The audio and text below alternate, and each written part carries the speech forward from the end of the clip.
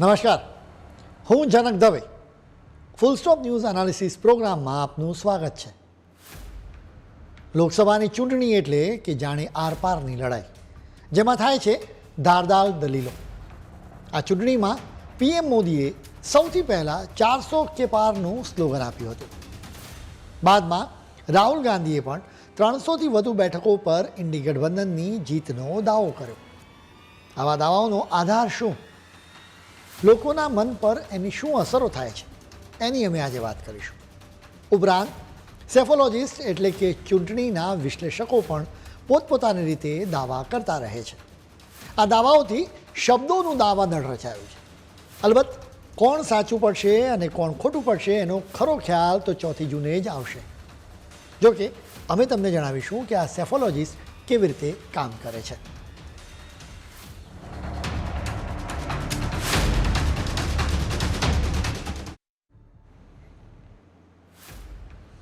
ભવિષ્ય સૌથી મોટું રહસ્ય છે, જે હંમેશા લોકોના મનમાં કુતૂહલતા જગાવે છે. વાત પોતાના ભવિષ્યની હોય ત્યારે વ્યક્તિ જ્યોતિષી તરફ વળે. જો કે લોકસભાની ચૂંટણીની વાત આવે ત્યારે લોકો રાજ જ્યોતિષ તરફ વળે છે. રાજ જ્યોતિષી એટલે કે ચૂંટણીના નિષ્ણાતો. આવા જ એક ચૂંટણી નિષ્ણાત છે પ્રશાંત કિશોર. દેશના તમામ લોકો તેમને સાંભળવા માટે ખૂબ જ આતુર રહે છે. અત્યાર સુધી મોટાભાગના કેસીસમાં તેમની ભવિષ્યવાણી સાચી જ પુરવાર થઈ છે. એટલે જ દેશભરની ન્યૂઝ ચેનલ્સ અને અખબારો નોન સ્ટોપ પ્રશાંત કિશોરના ઇન્ટરવ્યૂઝ લઈ રહ્યા છે. તેમણે એક ટ્વીટ કરીને કહ્યું હતું કે પાણી તૈયાર રાખજો. શું છે આ મામલો? એના વિશે અમે તમને જાણકારી આપીશું. પ્રશાંત કિશોરને સતત સવાલ કરવામાં આવી રહ્યો છે કે બીજેપી અને એનડીએને કેટલી બેઠકો મળશે. એક ઇન્ટરવ્યૂમાં તેમણે કહ્યું હતું કે બીજેપીને 2019ની લોકસભાની ચૂંટણીમાં જેટલી બેઠકો મળી હતી એના જેટલી કે એનાથી વધારે જ બેઠકો આ વખતે મળશે. પ્રશાંત કિશોરની આ ભવિષ્યવાણીની ખૂબ જ ચર્ચા થવા લાગી. કોંગ્રેસના નેતાઓએ આ વાત ફગાવી દીધી. દરમિયાનમાં એક ઇન્ટરવ્યૂમાં પત્રકાર કરણ થાપરે પ્રશાંતને પૂછ્યું કે તમે ચૂંટણીમાં તમારા અંદાજને લઈને કેટલા કોન્ફિડન્સ છો. વાસ્તવમાં કરણ થાપરે કટાક્ષ કર્યો હતો, કેમ કે હિમાચલ પ્રદેશની વિધાનસભાની ચૂંટણીમાં પ્રશાંત કિશોરની આગાહી ખોટી પડી હતી. જેના પછી સોશિયલ મીડિયા પર અનેક લોકોએ પ્રશાંત કિશોરની એક ક્લિપ શેર કરી હતી, જેમાં તેઓ પાણી પીતા જોવા મળ્યા હતા. હવે પ્રશાંત કિશોરે લોકસભાની ચૂંટણીમાં બીજેપીની જીતની આગાહી કરી તો એ જૂની ક્લિપ ફરી શેર કરવામાં આવી રહી છે. પ્રશાંત કિશોરે આવા લોકોને જવાબ આપ્યો. તેમણે એક્સ એટલે કે ટ્વિટર પર લખ્યું હતું કે પાણી પીવું સારું છે, કેમ કે એ દિમાગ અને શરીર બંનેને હાઇડ્રેટ રાખે છે. આ લોકસભાની ચૂંટણીના પરિણામો વિશેના મારા અંદાજથી પરેશાન થનારા લોકોની વાત છે તો તેમણે 4 જૂને પોતાની પાસે ઘણું બધું પાણી રાખવું જોઈએ. હવે આપણે ત્યાં હિન્દીમાં પાણીને લઈને જુદી જુદી કહેવતો છે. જોકે અહીં હિન્દી ભાષાની પાણી પિલાના કહેવતની વાત થઈ રહી હોય એમ જણાય છે. પાણી પિલાના એટલે કે પાઠ ભણાવો. હવે જોવાનું એ રહેશે કે આ વખતની ચૂંટણીથી પ્રશાંત કિશોરને પાઠ મળશે કે તેમની ટીકા કરનારાઓને. પ્રશાંત કિશોરે આગાહી કરી છે કે લોકસભાની ચૂંટણીમાં બીજેપીને લગભગ 2019ની જેટલી જ બેઠકો મળશે. 2019ની ચૂંટણીમાં બીજેપીને 303 બેઠકો મળી હતી. પ્રશાંતની દલીલ પણ જાણવી રહી. તેમનું કહેવું છે કે પૂર્વ અને દક્ષિણમાં બીજેપીની બેઠકોમાં વધારો થશે. તમિલનાડુમાં તો ડબલ ડિજિટમાં બેઠકો મળશે. તેલંગાણામાં બીજેપી પહેલાંથી જ બીજા નંબરની પાર્ટી હશે. એટલું જ નહીં, બીજેપી ઓડિશા અને પશ્ચિમ બંગાળમાં પણ નંબર 1 પાર્ટી રહેશે એવી પ્રશાંત કિશોરની આગાહી છે. તેમણે 303થી વધુ બેઠકો પર બીજેપીની જીતની આગાહી કરી છે. જો કે પીએમ મોદીએ તો બીજેપી માટે 370 જ્યારે એનડીએ માટે 400 પારનો ટાર્ગેટ રાખ્યો છે. તમે જરા તેમને સાંભળો. ये संयोग देखिए, इस बार चुनावों के परिणाम 4 जून को आने वाले हैं। अब पूरा देश कह रहा है 4 जून को 400 पार। विकसित भारत के लिए 400 पार। શરૂઆતમાં 400 કે પારના પીએમ મોદીએ આપેલા નારાથી ઇન્ડી ગઠબંધનના નેતાઓ અસ્વસ્થ થઈ ગયા હતા. જો કે હવે તેઓ પણ જીતનો દાવો કરતા રહે છે. તમે રાહુલ ગાંધીને પણ સાંભળો. पहले नरेंद्र मोदी कह रहे थे 400 पार, सुना होगा. अब बोल रहे हैं 400 पार. अब 150 पार नहीं बोल रहे हैं, क्योंकि और बयान आ रहे हैं कि नहीं, हम कॉन्स्टिट्यूशन के खिलाफ नहीं हैं, हम रिजर्वेशन के खिलाफ नहीं हैं, हम लोकतंत्र के खिलाफ नहीं हैं. क्यों? क्योंकि उनको मालूम पड़ गया है कि देश की जनता को बात, असली बात, नब्ज पकड़ ली है देश की जनता ने. હવે આખરે સવાલ એ છે કે રાજનેતાઓ શા માટે ચૂંટણીમાં હાર કે જીતના દાવાને છોડીને ચોક્કસ નંબર્સ આપી રહ્યા છે. અમે અમારા સમગ્ર એનાલિસિસની શરૂઆત પીએમ મોદીના 400 કે પારના નારાથી કરીશું. પીએમ મોદી જેવા લીડર 400 કે પારના નારા આપે ત્યારે વાત વિશેષ છે. એ સ્પષ્ટપણે સૂચવે છે કે તેમને ચૂંટણીમાં તેમની રણનીતિ અને જીતની પાક્કી ખાતરી છે, જેનાથી લોકોમાં એવી છબી ઊભી થાય છે કે પાર્ટી જીતવા જઈ રહી છે. સાથે જ બીજેપીના વિરોધી પક્ષોમાં થોડોક ડરનો માહોલ ઊભો થાય છે. ચોક્કસ સંખ્યામાં બેઠકો જીતવાના દાવાથી પાર્ટીના સપોર્ટર્સનું મોરલ વધે છે. પાર્ટીના કાર્યકરો કેમ્પેઇન માટે પૂરા જોશથી કમિટેડ રહે છે. એ ઉપરાંત એક દલીલ એવી પણ છે કે 400 પારનો ટાર્ગેટ વાસ્તવમાં કાર્યકર્તાઓ માટે જ છે. આ ટાર્ગેટથી તેઓ ફીલ કરવા લાગે છે કે તેઓ થોડીક વધુ મહેનત કરશે તો તેમની પાર્ટી ઇતિહાસ રચશે. અમે તમને જણાવ્યું કે પીએમ મોદી 400 કે પારની વાત કરે છે તો એનો એક હેતુ ઇન્ડી ગઠબંધનમાં ડરનો માહોલ ફેલાવવાનો છે. સ્વાભાવિક રીતે આ ગઠબંધન તરફથી પણ બીજેપીને એનો જવાબ આપવામાં આવે એટલે રાહુલ ગાંધી પણ દાવો કરવા લાગ્યા કે ઇન્ડી ગઠબંધન 300થી વધારે બેઠકો પર જીત મેળવશે.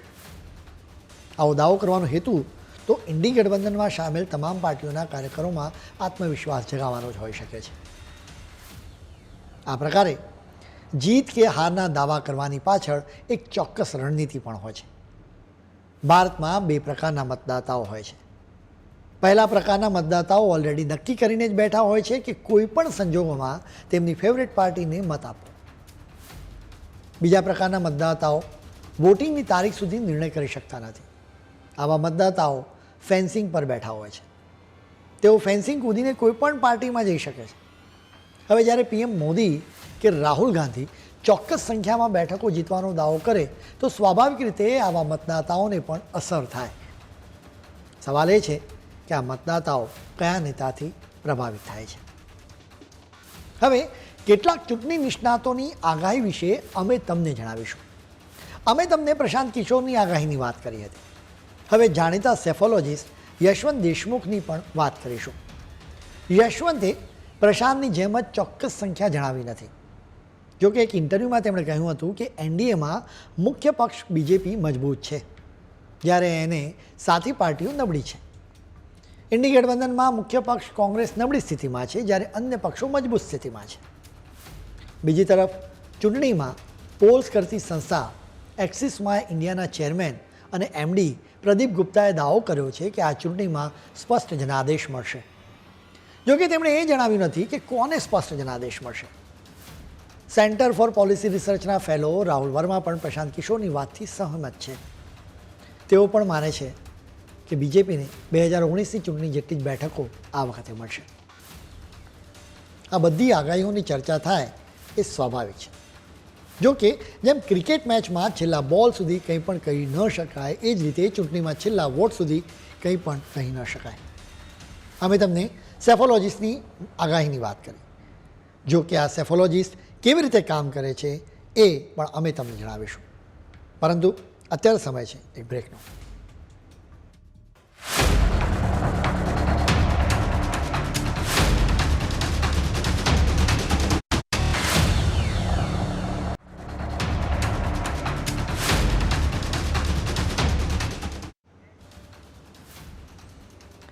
બ્રેક બાદ આપનું સ્વાગત છે. લોકસભાની કે વિધાનસભાની ચૂંટણીના સમયે સેફોલોજીસ્ટનું મહત્ત્વ ખૂબ જ વધી જાય છે. સેફોલોજીસ્ટ એટલે સરળ ભાષામાં સમજીએ તો ચૂંટણીના નિષ્ણાતો. જો કે આ સેફોલોજી શબ્દ શું છે એ જાણવું જરૂરી છે. એ સિવાય ભારતમાં સેફોલોજી કેવી રીતે પોપ્યુલર થઈ એની પણ જાણકારી અમે તમને આપીશું. સેફોલોજી શબ્દ વાસ્તવમાં ગ્રીક શબ્દ સેફો પરથી આવ્યો છે. સેફો એટલે દરિયા કિનારેથી મળતા લીસા પથ્થર. પ્રાચીન સમયમાં ગ્રીસમાં મતદાનમાં બેલેટ તરીકે આવા પથ્થરોનો ઉપયોગ કરવામાં આવતો હતો. સેફોલોજી વાસ્તવમાં રાજનીતિ વિભાગનો જ એક ભાગ છે, જેમાં ચૂંટણીઓ સંબંધિત અભ્યાસ કરવામાં આવે છે. ચૂંટણીની વ્યવસ્થા કેવી છે, કઈ પદ્ધતિથી મતદાન થાય છે, લોકો કયા કારણસર મત આપે છે, મત આપતી વખતે તેમના મનમાં શું ચાલી રહ્યું હોય છે, પેટર્ન અને ટ્રેન્ડ કયા છે, વોટિંગથી કઈ વિશેષતા બહાર આવી રહી છે, આ બધાનો અભ્યાસ સેફોલોજીમાં કરવામાં આવે છે. ખાસ કરીને કેટલા લોકોએ વોટ આપ્યો, કોને વોટ આપ્યો એ જાણકારી મેળવવામાં આવે છે. કયા પરિબળોની લોકોના મન પર અસર થઈ છે એ તમામ બાબતોને જાણવી ખૂબ જરૂરી છે. નેતાઓ અને મતદાતાઓ બંને માટે આ તમામ જાણકારી મેળવવી ખૂબ જ જરૂરી છે. સેફોલોજીના માધ્યમથી બેઝિકલી મતદાતાઓના મન જાણવાની કોશિશ થાય છે. આટલું વિચારીને તમને એમ લાગી શકે છે કે સેફોલોજીસ્ટનું કામ સર્વે કરીને એના તારણો આપવાનું હશે. જોકે સેફોલોજીસ્ટની કામગીરી એનાથી ઘણી વિશેષ છે. સર્વે તો સેફોલોજીસ્ટની કામગીરીનો માત્ર એક પાર્ટ છે. સર્વે સિવાય ડેટાના આધારે અંદાજ લગાવવો પણ મહત્ત્વનો છે. આ કામગીરી વોટિંગ પહેલાં થાય છે, જેને ઓપિનિયન પોલ કહેવામાં આવે છે. જેના પછી વોટિંગના દિવસે મત આપનારોના અભિપ્રાય જાણવામાં આવે છે, જેને એક્ઝિટ પોલ કહેવામાં આવે છે. બાદમાં ઓપિનિયન પોલ અને એક્ઝિટ પોલના તારણોને સ્ટડી કરવામાં આવે છે. જેના પછી કેટલા તબક્કામાં મતદાનની ટકાવારી કેટલી રહી, કેવા પ્રકારે મતદાન થયું એ માહિતી મેળવાય છે. ઓપિનિયન પોલ, એક્ઝિટ પોલ અને બાદમાં મતદાનની ટકાવારીને ધ્યાનમાં રાખીને પોસ્ટ પોલ એનાલિસિસ પણ કરવામાં આવે છે, જેનાથી સારી રીતે ખ્યાલ આવી જાય કે મતદાતાઓ કઈ દિશામાં આગળ વધી રહ્યા છે. હવે અમે તમને સેફોલોજીનો ઇતિહાસ શું છે એ જણાવીશું. શરૂઆતમાં રાજકારણનું એનાલિસિસ હંમેશાથી મૂલ્યોથી કરવામાં આવતું રહ્યું હતું. જો કે 20મી સદીમાં વિચાર કરવામાં આવ્યો કે શું આંકડાઓની દ્રષ્ટિએ રાજકારણનું એનાલિસિસ કરવું જોઈએ કે નહીં. ખાસ કરીને અમેરિકાની યુનિવર્સિટીઝમાં 1940થી 1950 દરમિયાન એના માટે એક રીતે કેમ્પેઇન ચાલ્યું હતું. આખરે સર્વે કરીને ચોક્કસ ટ્રેન્ડને પારખીને આગાહી કરવાની પદ્ધતિ વિકસાવવામાં આવી. હવે અમે તમને જણાવીશું કે આ સેફોલોજીના આર્ટ કે સાયન્સની ભારતમાં ક્યારે એન્ટ્રી થઈ. આ એન્ટ્રીની ક્રેડિટ એરિક ડિકોસ્ટાને જાય છે. એરિક ડિકોસ્ટાએ 1950ના દશકમાં ભારતમાં ઇન્ડિયન ઇન્સ્ટિટ્યૂટ ઓફ પબ્લિક ઓપિનિયનની સ્થાપના કરી હતી. શરૂઆતમાં એનો હેતુ ગ્રાહકોનો ડેટા મેળવવાનો હતો. તમે એરિકને એ સમયના ડેટા સાયન્ટિસ્ટ કહી શકો. ગ્રાહકોના ડેટા તૈયાર કરવાની શરૂઆત થઈ, પરંતુ બાદમાં તેઓ દેશમાં ઓપિનિયન પોલ્સ કરવા લાગ્યા હતા. 1957માં લોકસભાની ચૂંટણી થઈ હતી, ત્યારે એમાં પહેલી વખત ઇન્ડિયન ઇન્સ્ટિટ્યૂટ ઓફ પબ્લિક ઓપિનિયનને સમગ્ર ભારતમાં ઇલેક્શન ઓપિનિયન પોલ કર્યો હતો, જેમાં મતદાતાઓની જાતિ, આવક અને ધર્મ જ નહીં, પરંતુ કયા કારણસર કોને મત આપવામાં આવ્યો એ તમામ જાણકારી મેળવાઈ હતી. જેના પછી આપણા દેશમાં ચૂંટણી વિશ્લેષકની શરૂઆત થવા લાગી. બાદમાં અનેક રાજકીય પંડિતોએ શુદ્ધ તારણ કેવી રીતે કાઢી શકાય એની રીતો શોધી. સેફોલોજીસ્ટની મેથડ્સ ખૂબ જ જટિલ હોય છે, વળી ઓછા સમયમાં કહેવું ખૂબ મુશ્કેલ હોય છે. આ સેફોલોજીસ્ટ ખરેખર તટસ્થ છે કે નહીં એ પણ સવાલો થતા રહે છે. ભારતના લોકપ્રિય સેફોલોજીસ્ટમાં યોગેન્દ્ર યાદવ, પ્રશાંત કિશોર, ડૉક્ટર નિર્ગુણકર, જીવીએલ નરસિમ્હા રાવ અને પ્રણવ રોય પણ સામેલ છે. આ સેફોલોજીસ્ટ એક્ઝિટ પોલ્સના રિઝલ્ટ્સ નક્કી કરવા માટે તેમની પ્રતિભાનો ઉપયોગ કરે છે. આ સેફોલોજીસ્ટ હંમેશા સ્વિંગ રાજ્યો કે બેઠકો પર ખાસ નજર રાખતા હોય છે. તમે તેમના મોઢે અનેક વખત સ્વિંગ રાજ્ય કે બેઠક જેવા શબ્દો સાંભળ્યા હશે. હવે અમે તમને એનો અર્થ સમજાવીશું. સ્વિંગ રાજ્ય કે બેઠક એટલે કે જ્યાં કોઈ ચોક્કસ પાર્ટીની તરફેણમાં મતો પડશે એ નક્કી ન થાય. મતદારોનો ઝોક કોઈ પાર્ટી તરફ જઈ શકે, વળી ચૂંટણીના પરિણામ પર એની સીધી અસર થાય. આ લોકસભાની ચૂંટણીમાં લગભગ તમામ સેફોલોજીસ્ટ સહમત છે કે મહારાષ્ટ્ર સ્વિંગ રાજ્ય છે. આ રાજ્યના રાજકીય પરિવારો માટે કરો યા મરોની સ્થિતિ છે. જો કોઈએ પક્ષપલટા અને પક્ષોના ભાગલામાં પીએચડી કરવું હોય તો તેમણે મહારાષ્ટ્રનો કેસ સ્ટડી પસંદ કરવો જોઈએ, કેમ કે આ રાજ્યમાં અનેક પક્ષપલટા થયા છે. કોણ અસલી અને કોણ નકલી એનો ફરક કરવો મુશ્કેલ થઈ જાય છે. મહારાષ્ટ્રમાં લોકસભાની 48 બેઠક છે. અહીં શરદ પવાર તેમના ભત્રીજા અજીત પવાર સામે લડાઈ લડી રહ્યા છે. બીજી તરફ ઉદ્ધવ ઠાકરે એક સમયના તેમના સાથી એકનાથ શિંદે સામે લડી રહ્યા છે. કુલ મળીને આ રાજ્યમાં અનેક રાજકીય સેનાઓ છે, જેના જુદા જુદા સેનાપતિ છે. જેના કારણે જ મતદાતાઓનો ઝોક કોના તરફ હશે એનો અંદાજ લગાવો સેફોલોજીસ્ટ માટે પણ મુશ્કેલ છે. ભારતમાં એક્ઝિટ પોલ્સ હંમેશા વિવાદ જગાવે છે. સેફોલોજીસ્ટના તારણો જ્યારે ખોટા પડે ત્યારે તેમની ટીકા પણ થાય છે. અમે તમને પહેલાં જ પ્રશાંત કિશોરની વાત કરી હતી. મોટાભાગના કેસીસમાં તેમના તારણો સાચા જ પડ્યા છે. હિમાચલ પ્રદેશની વિધાનસભાની ચૂંટણીમાં તેમના તારણો ખોટા પડ્યા તો તેમની ટીકા થઈ હતી. હવે અમે એક એવા સેફોલોજીસ્ટની વાત કરીશું કે જેમને સાંભળવા માટે એક સમયે દેશ ખૂબ જ આતુર રહેતો હતો. તેમની વાત સચોટ રહેતી હતી. જો કે તેમણે જ્યારથી એક ચોક્કસ પાર્ટીનો ખેસ પહેર્યો ત્યારથી તેમના તારણો અનેક વખત ખોટા પડ્યા છે. અમે તેમના વિશે વાત કરીશું, પરંતુ અત્યારે સમય છે વધુ એક બ્રેકનો.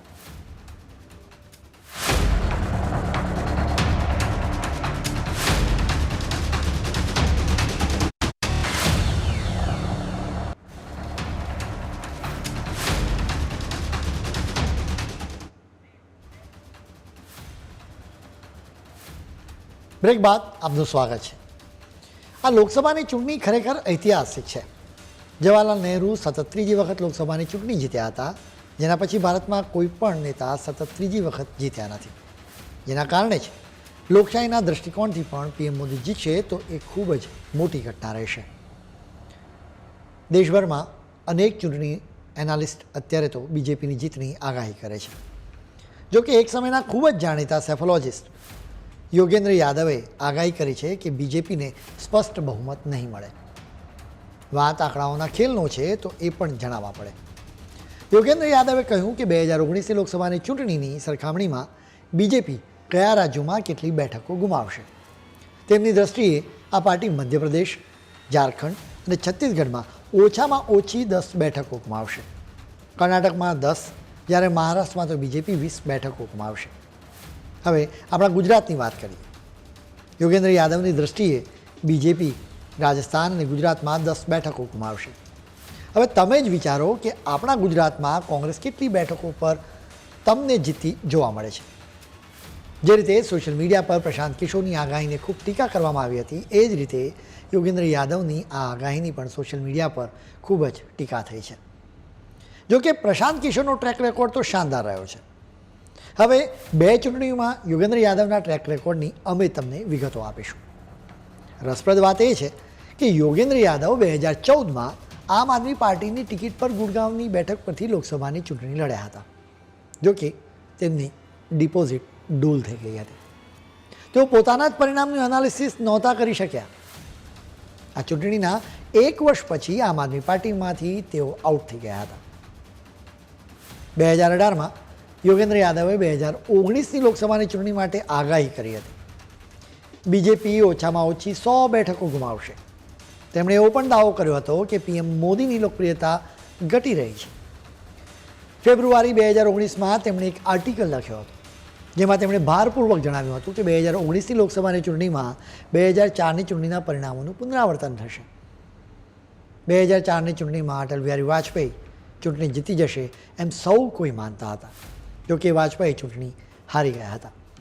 યોગેન્દ્ર યાદવે 2019ની ચૂંટણીમાં બીજેપીના પરાજયની આગાહી કરી હતી. જોકે 2019ની ચૂંટણીમાં બીજેપીએ એકલા હાથે 303 બેઠકો પર જીત મેળવી હતી. આ આગાહી ખોટી પડી તો યોગેન્દ્ર યાદવ ખૂબ જ અકળાઈ ગયા હતા. તેમણે ગુસ્સામાં એમ પણ કહી દીધું હતું કે તેઓ વોટર્સનો કોલર પકડવા ઈચ્છે છે. તેમણે બીજેપીને મત આપનારા લોકોને મૂર્ખ કહ્યા હતા. 2017માં ગુજરાતમાં યોજાયેલી વિધાનસભાની ચૂંટણીમાં પણ યોગેન્દ્ર યાદવે આગાહી કરી હતી. તેમણે દાવો કર્યો હતો કે બીજેપીની સ્પષ્ટ હાર થવા જઈ રહી છે. તેમણે આગાહી કરી હતી કે કોંગ્રેસ 113 બેઠકો પર જીતશે, જો કે વાસ્તવમાં બીજેપી 99 બેઠકો પર જીતી હતી. અમે સ્પષ્ટપણે માનીએ છીએ કે લોકસભાની ચૂંટણીમાં કોઈ પણ પાર્ટીની જીત કે હારની આગાહી કરવી મુશ્કેલ છે. આખરે મતદાતાઓના મનની વાત કેવી રીતે જાણી શકાય? એક્ઝિટ પોલ કે ઓપિનિયન પોલ માટે મતદાતાઓ પોતાનો ઓપિનિયન આપે ત્યારે કદાચ તેઓ પોતાના મનની વાત ના પણ કહે. જોકે અત્યારે સૌ કોઈની નજર એક્ઝિટ પોલ્સના તારણો પર છે. છેલ્લી કેટલીક લોકસભાની ચૂંટણીઓમાં એક્ઝિટ પોલ્સના તારણો કેટલા સાચા પડ્યા એના પર પણ નજર કરવી જરૂરી છે. દિલ્હી સ્થિત centre for the study of developing સોસાયટીઝે આ મામલે એક રિપોર્ટ તૈયાર કર્યો છે, જે મુજબ 1998ની ચૂંટણીમાં ઓપિનિયન પોલ્સ લગભગ સાચા પડ્યા હતા. 1999ની ચૂંટણીમાં બીજેપીનું પરફોર્મન્સ વધારે આંકવામાં આવ્યું હતું. બીજેપી 1996માં સત્તા પર આવી હતી. પાર્ટીએ 1998 અને 99માં સત્તા જાળવી રાખી હતી. 2004ની લોકસભાની ચૂંટણીમાં એકચ્યુઅલ પરિણામોથી ચૂંટણીના વિશ્લેષકોને આઘાત લાગ્યો હતો. 2004માં તમામ ઓપિનિયન પોલ્સ આગાહી કરવામાં આવી હતી કે એનડીએ સત્તા પર રહેશે, જો કે કોંગ્રેસ ફરી સત્તા પર આવી હતી. 5 વર્ષ પછી 2009ની લોકસભાની ચૂંટણીમાં પણ ઓપિનિયન પોલ્સ યુપીએની જીતની આગાહી કરવામાં નિષ્ફળ રહ્યા હતા. 2014ની લોકસભાની ચૂંટણીમાં એનડીએને 257થી 340 વચ્ચે બેઠકો મળશે એવો અંદાજ આપવામાં આવ્યો હતો, જો કે એનડીએ 336 બેઠકો મેળવી હતી. બાદમાં 2019ની લોકસભાની ચૂંટણીમાં એનડીએને લગભગ 285 બેઠકો મળશે એવો અંદાજ આપવામાં આવ્યો હતો, જો કે એનડીએને 353 બેઠકો મળી હતી. અત્યારે મોટાભાગના સેફોલોજીસ્ટ એનડીએની ત્રીજી મુદ્દતની આગાહી કરી રહ્યા છે. જો કે તેમની આગાહી સાચી પડશે કે નહીં એનો ખ્યાલ તો 4 જૂને જ આવશે. ખેર, આજના બુલેટિનમાં આજે આટલું જ. નવા મુદ્દાઓ સાથે કાલે ફરી મળીશું. ત્યાં સુધી મને રજા આપશો. નમસ્કાર.